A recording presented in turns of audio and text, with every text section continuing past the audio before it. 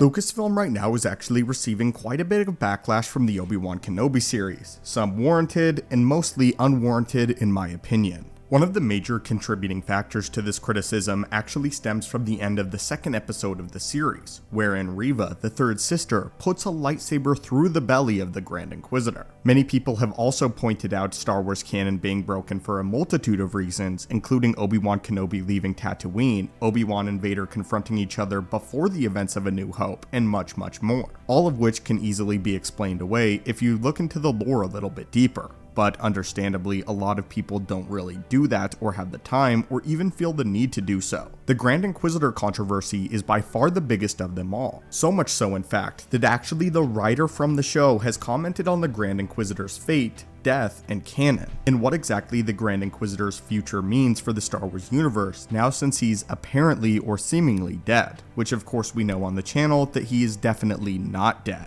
He even made a few comments a few days ago stating about how, to his knowledge, he hasn't broken anything in Star Wars canon as of yet, and we're going to be covering both of his comments here. It's interesting that Lucasfilm's writer directly is responding to these critiques and criticisms, and basically has actually come out and spoiled certain aspects of the show just to keep a lot of the fans off of his back. Something that I think is important to understand moving forward with Obi-Wan Kenobi is the series and the show is not over. Even though some things appear to break canon, which of course dialogue from Vader and Obi-Wan in A New Hope stating that they haven't seen each other in some time still actually holds up, as there's still 10 more years of story to be told past the events of the Obi-Wan Kenobi series before the two characters meet each other again. This though is the first full quote from the Lucasfilm writer about breaking canon, as he says this, quote, "Canon to me is everything. We all know where we're going in the show. That's not surprising to anybody, but there is undeniably a hole in the storytelling before we get to see Sir Alec Guinness's zen-like calm warrior monk Obi-Wan. The fight between him and Vader at the end of A New Hope has a calm to it. It almost feels like everybody knows their positions there.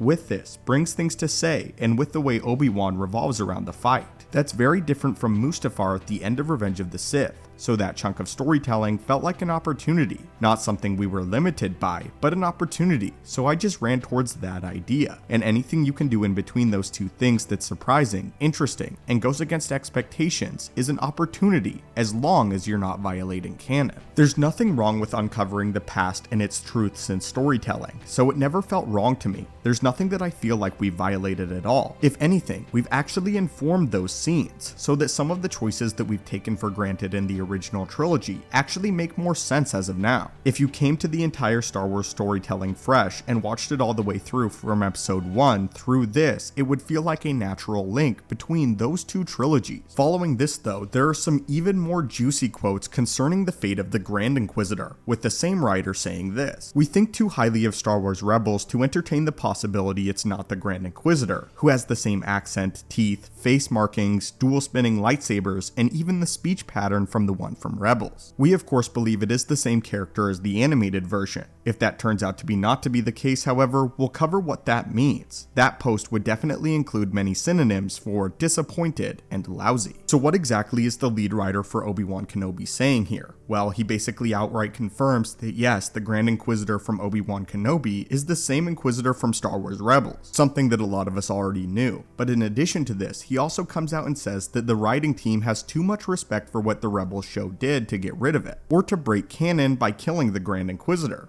So what does this all mean? It means that the Grand Inquisitor is very much alive. And it's kind of disappointing that the writers had to actually come out and comment about this because of the massive fan backlash instead of just letting the series play out. It's been said to death, but obviously Darksiders have endured massive injuries, just look to Darth Vader and Darth Maul, and have utilized the dark side of the Force to come back stronger and more refined. Their suffering gaining them power and yada yada yada. So it makes sense that the Grand Inquisitor is completely and 100% alive in the events of Obi-Wan Kenobi. He's just very badly injured, and is likely recuperating just off screen in Fortress Inquisitorius. So guys, what are your thoughts on this? And more importantly, what are your thoughts on the main writer for Obi-Wan Kenobi directly coming out and stating these things? Do you think the Star Wars fan base has a right to be in uproar about something like this? Do you think they should have waited? Or do you think Lucasfilm has lost a lot of ground with the Star Wars fans? And this is the reason now why there's so much uproar seeing the Grand Inquisitor stabbed through the abdomen. I'd love to hear your thoughts on the overall situation in the comments down below. As always, my friends, thanks so much for watching. Hit that subscribe button, and may the Force be with you.